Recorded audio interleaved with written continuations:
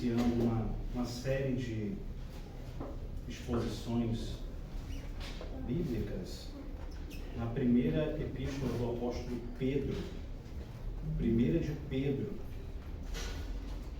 capítulo de número 1.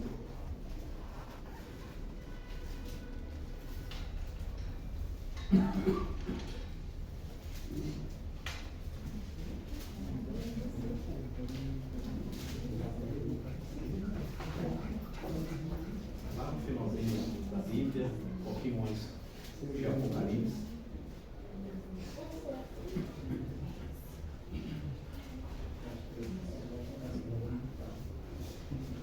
Apocalipse, de trás para frente, né? Apocalipse, Judas, 3 de João, 2 de João, 1 de João, aí vem 2 de Pedro, 1 de Pedro.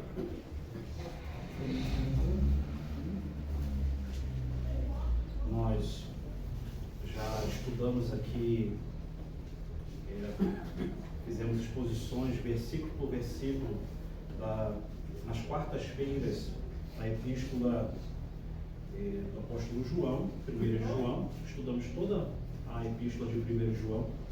Na quarta-feira nós estamos estudando a carta do apóstolo Paulo a Tito. Nós estamos aí no capítulo 2, e agora nós iremos iniciar uma nova sequência aqui de estudos expositivos, versículo por versículo, na primeira epístola do apóstolo Pedro. Eu creio que nós vamos aprender muito com tudo que nós estaremos estudando aqui, e os irmãos vão perceber a teologia desses apóstolos que nós estudamos aqui. Nós temos então a teologia joanina, do apóstolo João, e estamos estudando a teologia paulina, com Paulo, e agora vamos estudar a teologia petrina, de Pedro. E eu creio que vai ser muito bom, os irmãos vão perceber, aqueles que nos acompanharam nessas exposições, vocês vão perceber que, apesar de eles terem uma linguagem diferente um dos outros, Paulo, João e Pedro, a base teológica deles, a doutrina teológica que eles evidenciam nas suas cartas é a mesma. É a doutrina de Cristo. São os ensinos de Cristo. E vocês vão perceber isso muito bem. Vamos então. 1 de Pedro, capítulo de número 1, versículos 1 e 2. É a porção que nós estaremos estudando nessa tarde. Diz assim a palavra de Deus: Pedro, apóstolo de Jesus Cristo, aos estrangeiros dispersos no Ponto, Galácia, Capadócia, Ásia e Bitínia, eleitos segundo a presciência de Deus, eleitos segundo a presciência de Deus Pai, em santificação pelo Espírito, para a obediência e a aspersão do sangue de Jesus Cristo. Graça e paz vos sejam multiplicadas. Pai, nós rendemos graça ao Senhor uma vez mais nessa tarde. Te agradecemos pelo privilégio de estarmos iniciando mais uma exposição bíblica. Nos ajuda, nos ensina, ilumina nossa mente, o nosso entendimento, para que possamos entender tudo aquilo que estaremos estudando nesta tarde. E que, acima de tudo, o Teu nome seja glorificado. Fala conosco, Senhor, através da Tua poderosa palavra. É o que nós pedimos humildemente, em nome do Senhor Jesus. Amém. Muito bem. Quando Deus criou os céus e a terra, tudo era bom e estava em perfeito equilíbrio. O homem era reto, íntegro e santo.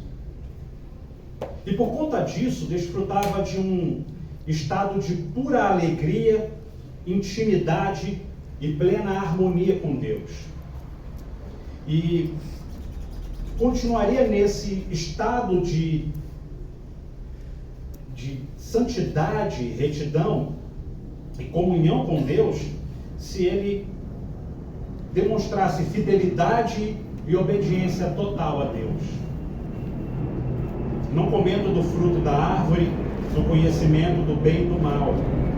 Contudo, houve uma mudança drástica em todo esse paraíso, em toda essa harmonia, em toda essa comunhão que o homem tinha com Deus.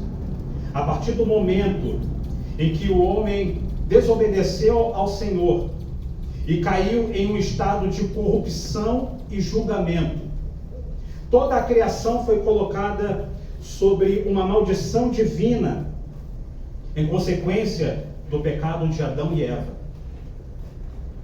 A atual desarmonia, que com frequência torna o mundo um ambiente hostil e perigoso para todos os seres vivos, é a consequência desta queda. Tufões, terremotos, tsunamis e tantos outros desastres naturais acontecem por causa da queda do homem. A queda do homem não afetou somente o ser humano, afetou toda a criação. E é por isso que nós vemos o mundo, esse ambiente que nós vivemos, em alguns momentos se tornar hostil para todos os seres vivos. O pecado trouxe vergonha, pois quando Adão e Eva estavam no jardim do Éden, eles estavam nus, mas não sentiam vergonha um do outro. E por causa da queda deste pecado, houve então uma ruptura na intimidade do casal. E eles passaram a sentir vergonha um do outro. Por causa do pecado, o medo de estar diante de Deus começou a assolar o coração do homem. Houve uma desarmonia no ambiente familiar e o homem começou a acusar a mulher da queda que aconteceu. A mulher, por sua vez, perdeu a sua autoridade que tinha juntamente com o homem. E agora a mulher passa a se sujeitar ao governo de um homem corrompido pelo pecado. A expectativa deste casal, que foi expulso do jardim do Éden e da presença de Deus, era de dor, sofrimento, de penúria por causa do trabalho e com a perspectiva não de um mundo glorioso, mas a perspectiva de um mundo tenebroso por causa da morte. E não só por causa disso, mas por causa do distanciamento da presença de Deus. O homem agora estava num estado de decadência e corrupção moral. Contudo, Deus demonstra a sua misericórdia ao prometer que um descendente da mulher pisaria a cabeça da serpente e traria a redenção a todos aqueles que pela fé crescem. E essa promessa se cumpriu na pessoa de Jesus Cristo. Jesus Cristo é este descendente da mulher que pisaria, ou melhor dizendo, que pisou a cabeça da serpente quando ele morreu na cruz do Calvário. Ao fazer isso, Cristo redime o seu povo e restaura o homem e toda a ordem da criação através do seu sacrifício. Nós podemos ter um deslumbre da glória de Deus, podemos ter comunhão com Deus, paz com Deus e futuramente poderemos participar de um reino onde não haverá corrupção, não haverá dor, não haverá mais um medo e não haverá mais o distanciamento do nosso Deus.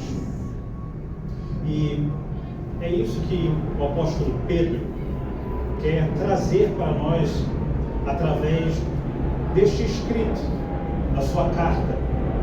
Ele Esta carta é uma carta que nós chamamos de carta católica.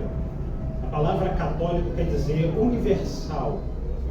E essa carta é universal no sentido que ela é endereçada a diversas pessoas. E ela chegou até nós também. Essa carta é diferente dos escritos do apóstolo Paulo, que escreveu carta para igrejas e pessoas específicas. Paulo escreveu para as igrejas em Roma, em Corinto, na Galácia, em Éfeso, em Filipos, em Colossos, em Tessalônica, e escreveu para personagens bíblicos específicos como Timóteo, Tito e Filemão.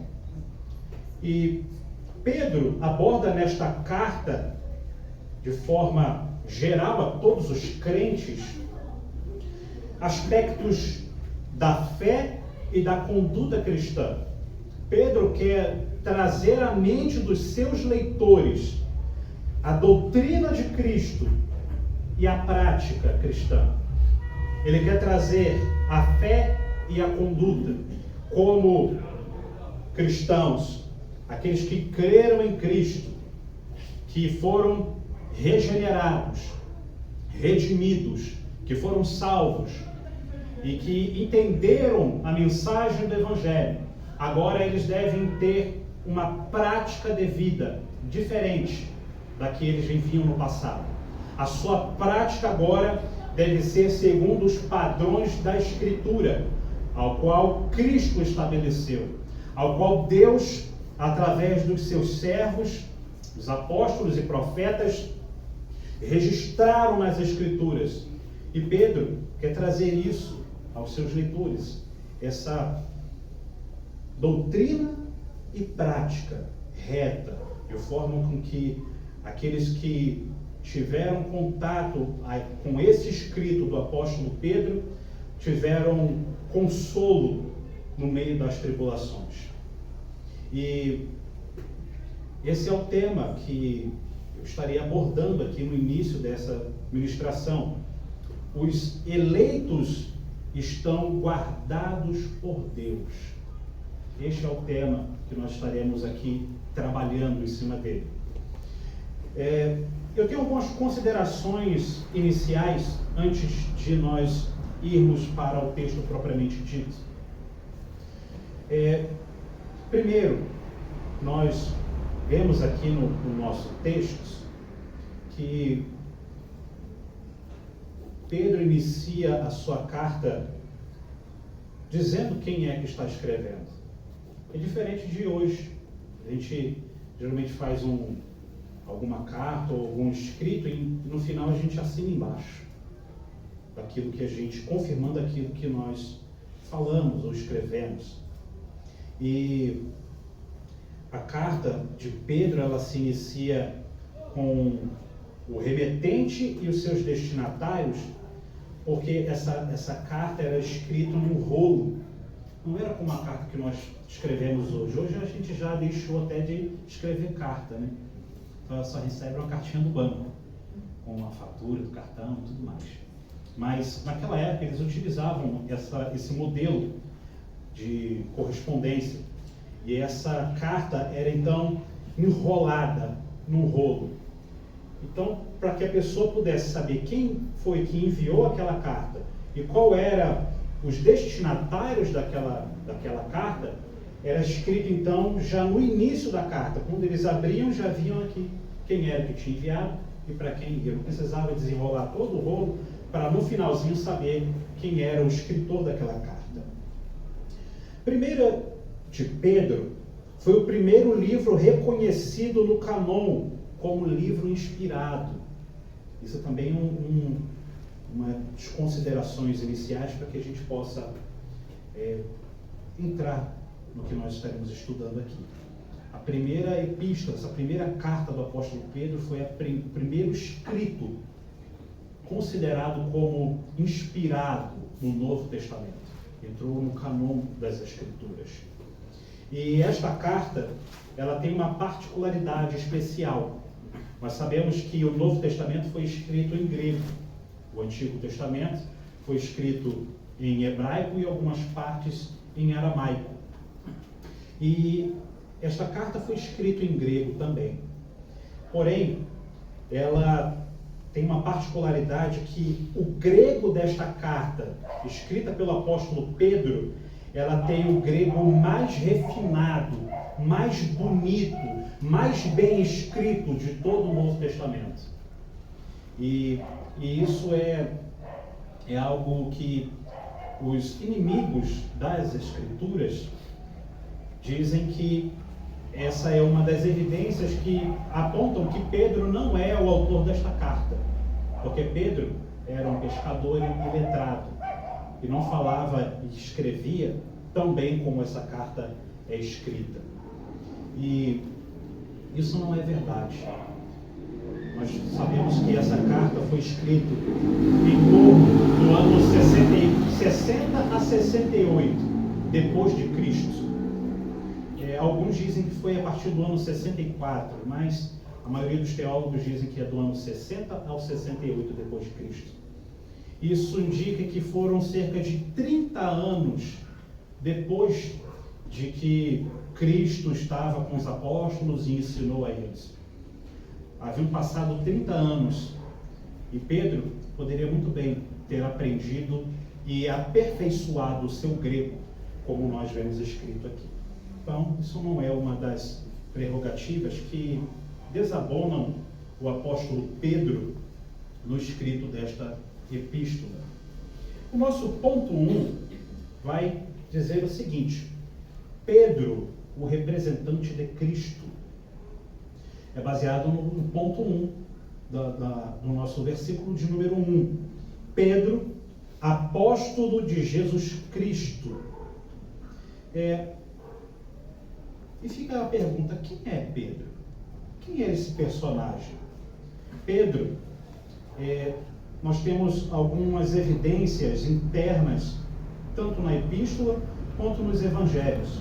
No Evangelho de João, capítulo 1, versículo 40 ao 42, nós vemos aqui Pedro sendo apresentado a Jesus. E no relato está assim: era André, irmão de Simão Pedro, um dos dois que ouviram aquilo que João havia que haviam seguido, aquilo que João havia dito, e o seguiram. E este achou primeiro a seu irmão Simão e disse-lhe: achamos o Messias, que traduzido é o Cristo. E levou-o a Jesus, e olhando Jesus para ele disse: tu és Simão, filho de Jonas, tu serás chamado Kefas ou Cefas, que quer dizer Pedro. Então Pedro foi apresentado a Jesus e ele era conhecido como Simão.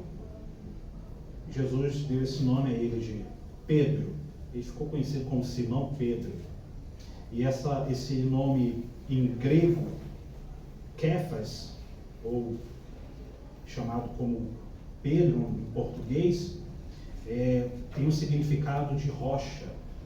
Em outras partes vai estar também chamado como Petrus, ou pedra. Pedro era filho de Jonas, irmão de André.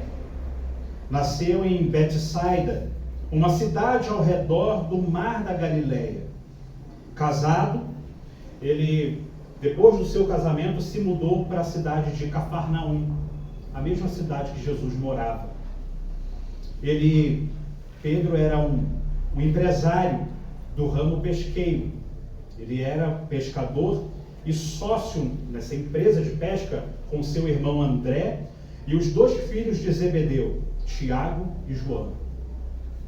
Ele foi chamado por Jesus para ser um pescador de homens e escolhido para ser apóstolo de Jesus Cristo. E esse termo, apóstolo de Jesus Cristo, é o termo que Pedro utiliza quando ele inicia a sua carta. Pedro, apóstolo de Jesus Cristo. Isso quer dizer que esse apóstolo de Jesus Cristo é um título de grande autoridade. Ele é um representante autorizado e oficial de Cristo. Designa esse título, apóstolo de Jesus Cristo, designa os 12 apóstolos e Paulo, que receberam do próprio Jesus Cristo um chamado, uma comissão, uma autorização e uma capacitação sem igual para ser os seus inspirados mensageiros, para que eles pudessem escrever, inspirados pelo Espírito Santo de Deus, e esses escritos fossem levados a todos os cristãos, em todas as partes do mundo, em todo o tempo, e chegou até nós. E por fazer isso, por ter esse chamado, essa comissão, essa autorização, nesse sentido de inspirados mensageiros por Deus, esse sentido, não existem mais apóstolos neste ofício que nós vemos aqui que o apóstolo Pedro está exercendo. Então não existem mais apóstolos nos nossos dias com o mesmo calibre do apóstolo Pedro e os demais apóstolos. Pois a mensagem bíblica está encerrada. Acabou. O tempo dos apóstolos se foi. Alguém pode se designar apóstolo nos nossos dias hoje? Pode. Mas não no sentido dos 12 apóstolos. No sentido de um mensageiro, de um missionário. Então, nesse sentido, eu não tenho objeções contra isso. Ele pode ser chamado de apóstolo, no sentido que ele é um mensageiro de Deus e um pregador da palavra de Deus que faz uma obra missionária plantando igrejas, porque esta era a função dos apóstolos. Os apóstolos eram plantadores de igrejas, e não para pastorear igrejas. Eles plantavam igrejas e depois deixavam seus delegados apostólicos, deixavam os seus representantes no seu lugar, para que eles pudessem então dar continuidade ao trabalho que foi iniciado por um apóstolo. Pedro era um líder de importância sem igual na igreja de Jerusalém.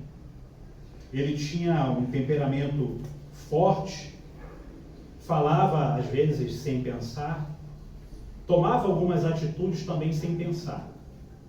Esse é o nosso personagem aqui, é o autor desta epístola. E Pedro, ele, mesmo tendo essas qualidades meio que impulsivas, dessa característica da sua personalidade, Pedro era um grande homem de Deus. Pedro era um homem que foi regenerado. Pedro era um homem que o Espírito de Deus trabalhou eficazmente no coração dele. Pedro foi mudado. E este Pedro que escreveu essa epístola, é o Pedro diferente que cortou a orelha de Malco na ocasião em que Jesus foi preso. É um Pedro transformado. E esse Pedro transformado, com uma nova perspectiva, com um novo ânimo, com uma nova intenção e um novo vocabulário, é que escreve essa epístola primorosa para esses destinatários que nós vamos ver a partir de agora.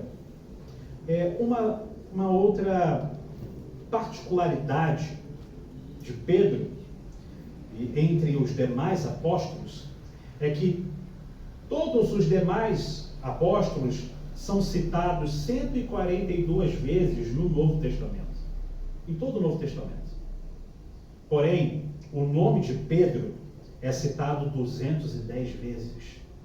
Isso aponta que Pedro era um grande líder no Novo Testamento. era um grande líder na cidade de Jerusalém. O líder dos apóstolos era o apóstolo Pedro.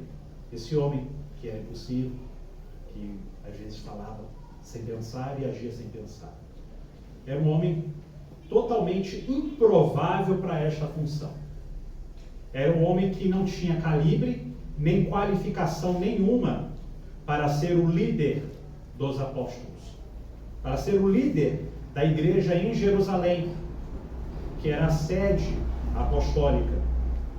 Mesmo assim, Deus trabalhou no coração deste homem e o capacitou a ser um grande líder. E é este grande líder que escreve esta carta e que está falando ao nosso coração com verdades que aprenderemos aqui com ele. Nosso ponto 2 vai falar um pouquinho mais aqui dos nossos versículos. Ainda no versículo 1, Pedro, apóstolo de Jesus Cristo. Agora nós temos aqui os destinatários.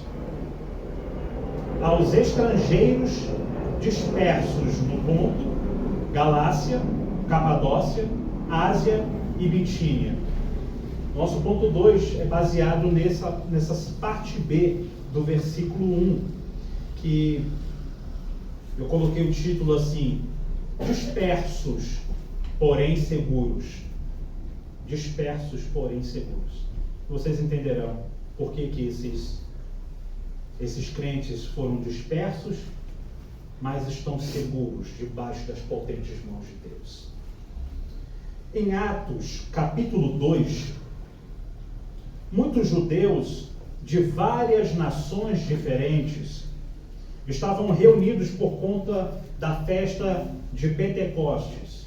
Os irmãos conhecem bem a história em Atos 2.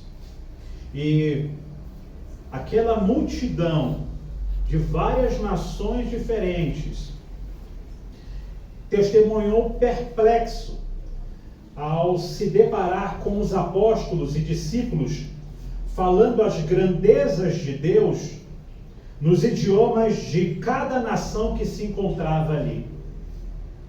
Foi um evento colossal, um evento que marcou o início da trajetória da igreja. E essa multidão ficou perplexa, porque os apóstolos e os discípulos que estavam naquele lugar orando, começaram a falar a língua de todas aquelas nações, e eles entendiam na sua própria língua, no seu próprio idioma, o que os apóstolos e discípulos estavam falando sobre as grandezas de Deus. As grandezas de Deus é o Evangelho. Conforme eles estavam falando aquelas línguas, e as pessoas entendendo, estavam ouvindo a grandeza do Evangelho de Deus. Pedro se levanta no meio daquela multidão toda e prega que Cristo foi morto pelos judeus e que ressuscitou. Pedro faz um sermão expositivo e leva toda aquela multidão para que eles pudessem lembrar das profecias de Joel e dos acontecimentos que aconteceram em Jerusalém, a morte de Jesus Cristo. E em Atos capítulo 2, versículo 37 e 38, após ouvirem o sermão do apóstolo Pedro, esses ouvintes, eles disseram assim: e ouvindo eles isto, compungiram em seu coração e perguntaram a Pedro e aos demais apóstolos: que faremos, homens e irmãos? E disse-lhe Pedro: arrependei-vos, e cada um de vós seja batizado em nome de Jesus Cristo, para perdão dos pecados, e recebereis o dom do Espírito Santo. Aquelas pessoas que estavam ali em Atos, aquelas nações que estavam reunidas ali, creram na mensagem do Evangelho, se arrependeram e a partir daí, começaram a fazer parte da Igreja de Deus. Em Atos capítulo 7, nós vemos que o diácono Estevão é morto por pregar a Jesus Cristo. Os judeus, cheios de inveja e com o coração endurecido, matam Estevão. E a partir daí se inicia a primeira e grande perseguição aos cristãos. Em Atos capítulo 8, versículo 1 ao 4, nós vemos essa perseguição e diz assim: e também Saulo consentiu na morte dele, de Estevão, e fez-se naquele dia uma grande perseguição contra a igreja que estava em Jerusalém. E todos foram dispersos pelas terras da Judéia e Samaria, exceto os apóstolos. E os homens piedosos foram enterrar Estevão, e fizeram sobre ele grande pranto. E Saulo assolava a igreja, entrando pelas casas e arrastando homens e mulheres, e encerrava na prisão. Mas os que andavam dispersos por aí, por toda a parte, iam anunciando a palavra de Deus. Essas pessoas que estavam no dia de Pentecostes, que receberam o Evangelho, que creram, entraram para a igreja, fizeram parte da igreja, e poucos dias depois se levantou uma perseguição. Essas pessoas foram dispersas pelo mundo daquela época. E Pedro se dirige a esses crentes que estão dispersos, que estão andando pelo mundo, porque não encontram mais espaço na cidade de Jerusalém, aonde estava o templo, onde tinha as sinagogas, onde eles tinham local de culto. Esses crentes agora estão sendo perseguidos. Eles estão espalhados por essas regiões que Pedro diz aqui: Ponto, Galácia, Capadócia, Ásia e Bitínia. Essas províncias ficavam na Ásia Menor. E essa Ásia Menor hoje se encontra na Turquia. É a Turquia, a atual Turquia. E Pedro envia essa carta para esses crentes que estão nessa região da Ásia Menor, na região norte, oeste e leste. Paulo, na sua primeira viagem, havia chegado à Ásia Menor também. Só que Paulo ficou na região sul, nas partes mais baixas, na região sul. E a região do norte, oeste e leste, a mensagem do Evangelho não chegou até lá. Porém, os crentes que estavam em Atos 2, que foram dispersos por causa da perseguição, foram para essas regiões. E Pedro agora envia essa carta animando eles, dando força para eles através dessas palavras, que eles são eleitos de Deus e que mesmo que eles estejam dispersos, que eles sejam estrangeiros, peregrinos, e que não tenham residência física, uma residência física ali, e não tenham uma cidadania naqueles locais onde eles estão, que eles estão sem família, sem suas posses, porque quando surgiu essa perseguição em Jerusalém, eles abandonaram, deixando tudo para trás, a sua casa, o seu trabalho, deixaram as suas famílias. Houve uma ruptura na família em todas as classes desses crentes, em todas as áreas da vida deles. Eles tiveram que fugir, saíram correndo, deixando tudo para trás. Imagine você numa situação como essa, numa terra estranha, sem conhecer ninguém, sem saber os perigos, os locais perigosos daquelas cidades. E mesmo naqueles lugares que eles estavam, fazia parte do Império Romano. Ou seja, eles não estavam seguros em lugar nenhum.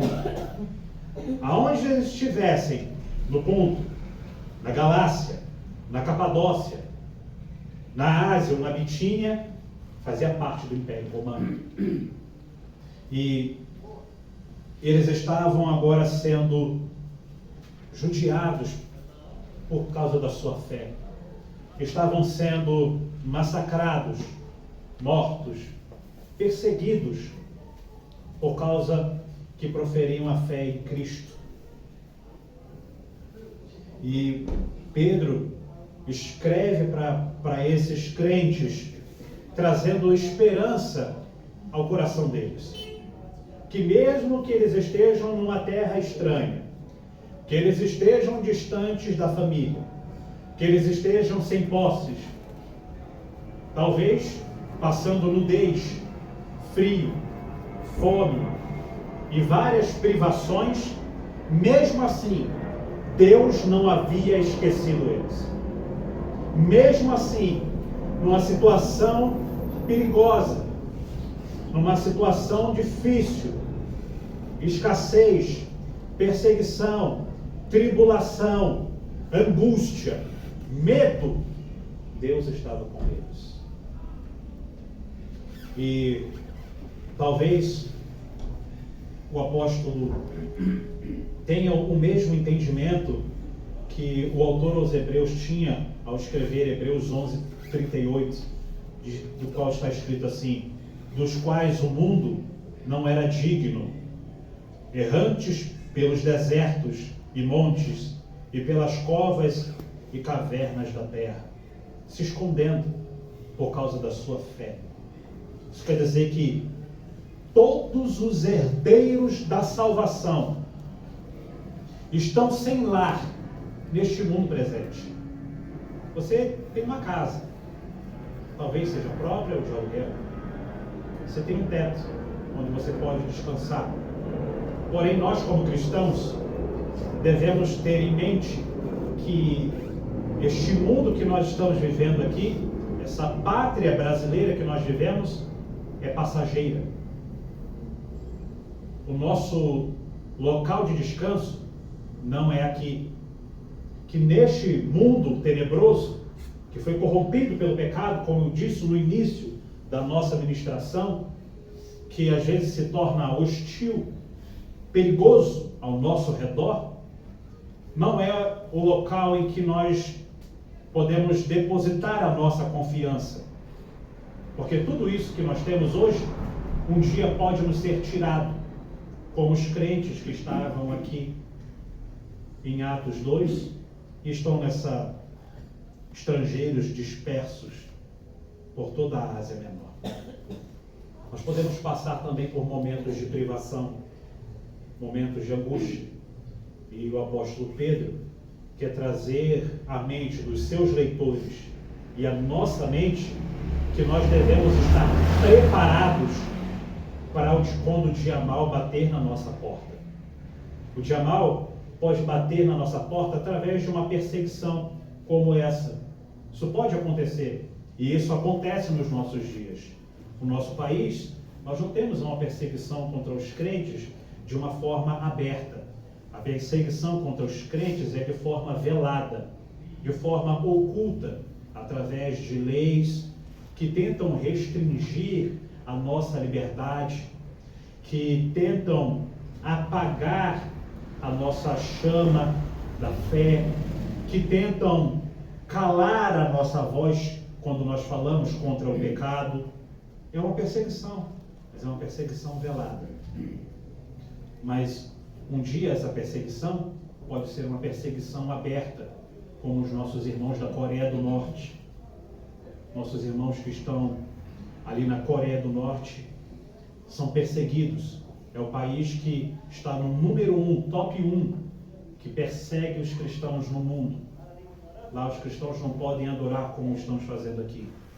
Para que eles possam adorar a Deus, eles têm que fazer cavernas subterrâneas, debaixo da terra, ou então esperar os dias de inverno mais fortes, quando a neve grossa cai. Então eles podem ir para o meio das florestas para adorar a Deus no meio das florestas, onde eles não são perseguidos pelos cães, porque o cão não consegue farejar na neve. Então eles conseguem se esconder no meio da neve para adorar a Deus, não com a boca no pó, mas com a boca na neve gelada. Essa perseguição existe nos nossos dias. E ela pode chegar um dia aqui no Brasil. E nós precisamos, como crentes, estar preparados para um dia do Estado tirar os nossos bens, tirar as nossas posses, tirar tudo aquilo que nós possuímos e conquistamos com o suor do nosso trabalho. Nós não podemos depositar a nossa esperança nos bens materiais, na força física, porque a força física pode ser perdida um dia. Hoje você pode estar com saúde e trabalhar bem forte, mas a sua força física pode ser tirada e você não ter mais como trabalhar. Mesmo assim, o cristão não deve perder a sua esperança. O cristão, melhor dizendo, não deve perder a sua fé, ou deixar que a sua fé fique apagada, ou seja, subjugada pelos reveses que vêm sobre as nossas vidas no dia a dia. Não. O cristão deve ter a sua fé em Deus, a sua confiança plenamente em Deus, sabendo que Deus controla todas as coisas, todas as situações, e que Ele está conosco todos os dias, até a consumação dos séculos. Tendo casa ou não, tendo emprego ou não, estando saudável ou não, estando no meio da família ou estando sozinho, Deus está conosco. E isso que Pedro quer trazer para os seus leitores, que mesmo que eles estejam dispersos, sendo perseguidos, passando aflições, tribulações, que o Deus Todo-Poderoso está com eles em todo o tempo, e que Deus é quem controla essas situações. Deus é quem controla a situação boa e a situação ruim. Ele que está no comando de todas as coisas. E nós, como crentes, precisamos entender essas nuances que surgem no texto bíblico e que talvez surjam dúvidas no nosso coração. Por que eu estou passando essa situação tão difícil? Por que eu estou passando um desemprego, uma perseguição, qualquer nível que seja? Por que isso? E o apóstolo Paulo, ele fala um pouquinho sobre isso, e ele diz que a tribulação produz a paciência, a experiência, a esperança. Isso quer dizer que nós somos lapidados por Deus nas tribulações. Nós somos levados ao ponto de não confiarmos em nós mesmos, na nossa força, e depositarmos a nossa confiança somente em Deus. Esse é o objetivo do apóstolo Pedro no início dessa epístola. Pedro escreve esta carta para crentes que estavam debaixo de perseguição, que tiveram que fugir de suas cidades, abandonando tudo, como eu falei, casa, família e bens. E estão peregrinando de cidade em cidade na região da Ásia. Crentes perseguidos, difamados, caluniados, humilhados, feridos, com certeza. Muitos deles se feriram na hora da fuga. Talvez quebraram o braço, uma perna, caíram do cavalo. Muitos deles sofreram e estavam passando momentos de sofrimento, angústia e provação. Pedro escreve encorajando a ficarem firmes com a graça, apesar das tribulações e sofrimentos que estavam passando.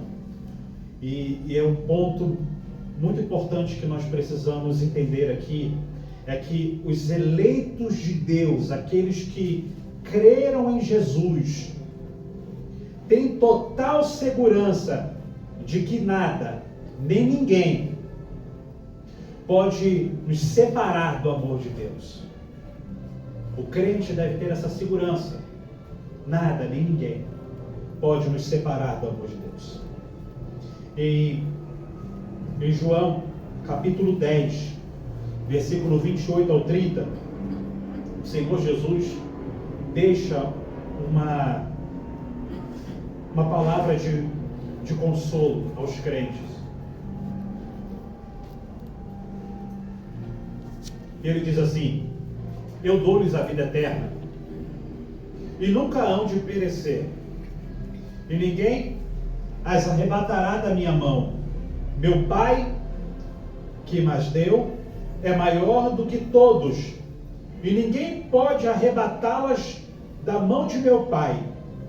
Eu e o Pai somos um. Isso quer dizer que aqueles que estão com Deus estão seguros, e é o nosso tema. Os eleitos estão seguros, guardados por Deus, independente da circunstância que ele esteja vivendo, independente das adversidades, das provações, da solidão ou qualquer outra coisa. Os crentes estão guardados por Deus até o fim. Estamos seguros nas mãos de Deus, que tem todo o poder para nos guardar. Ser um crente em Jesus Cristo não nos isenta de injustiças neste mundo. Esses crentes que estão aqui fugindo, dispersos, eram homens e mulheres cheios do Espírito Santo de Deus. Eles estavam em Atos 2, participaram da bênção, do derramamento do Espírito Santo. Foram cheios do Espírito Santo a tal ponto que eles tinham uma convicção tão certa da sua salvação, que mesmo sendo mortos e perseguidos, não largaram a Cristo. Esses são os crentes que estão aqui. E mesmo sendo crentes, cheios do Espírito de Deus, guardados por Deus, o crente não está isento de sofrer. É importante que você aprenda isso. O crente não está isento de passar perseguições, de passar aflições. Eu sou eleito, eu sou crente, eu sou a menina dos olhos de Deus, concordo. Porém, mesmo assim, passamos por angústias nessa terra. O próprio Senhor Jesus disse sobre isso: no mundo tereis aflições, mas tende bom ânimo, eu venci o mundo. Ele estava dizendo que enquanto nós estivermos peregrinando nesta terra, passaremos por momentos difíceis, momentos de desânimo, angústia, medo. Porém, o Senhor Jesus venceu este mundo e Ele nos garante a vitória através do seu sangue. Através do sangue de Cristo, nós passamos por este mundo tenebroso, guardados pelas potentes mãos de Deus. Podemos sofrer perseguição por ser crentes em Jesus.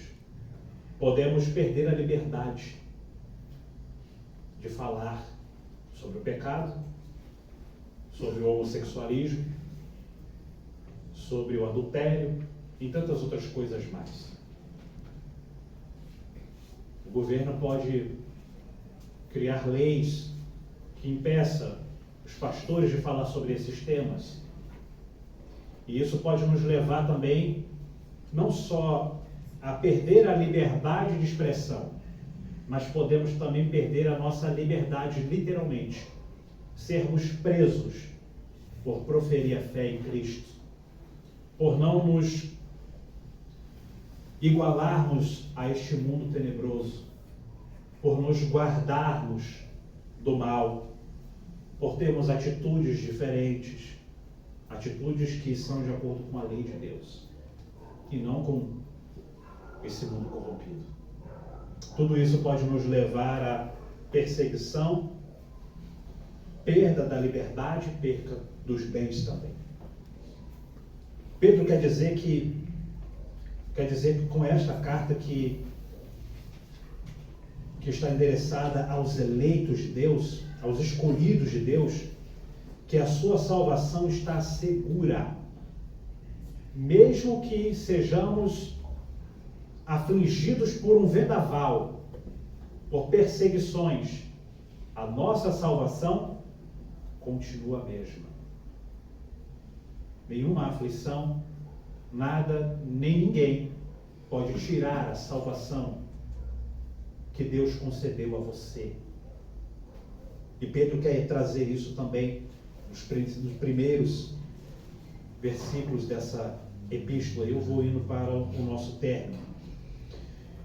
Pedro quer dizer que a salvação está segura, e apesar da tribulação que os crentes estavam passando, pelas adversidades que eles poderiam ter confiança que Deus estaria guardando eles. Eles não foram esquecidos por Deus.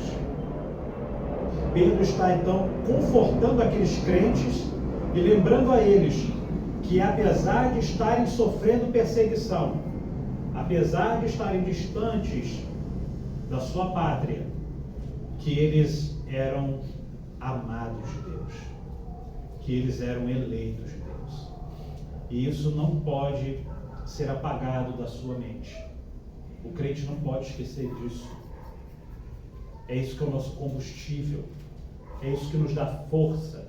É isso que nos dá vigor quando nós enfrentamos dias difíceis. Que mesmo que estejamos passando momentos ruins em todas as áreas da vida humana, Deus está conosco e que Ele nos guarda, nos protege, nos anima, nos fortalece através da sua graça maravilhosa. E eu vou para o término desse ponto aqui. Não vou conseguir entrar no versículo 2, mas acho que eu pulei.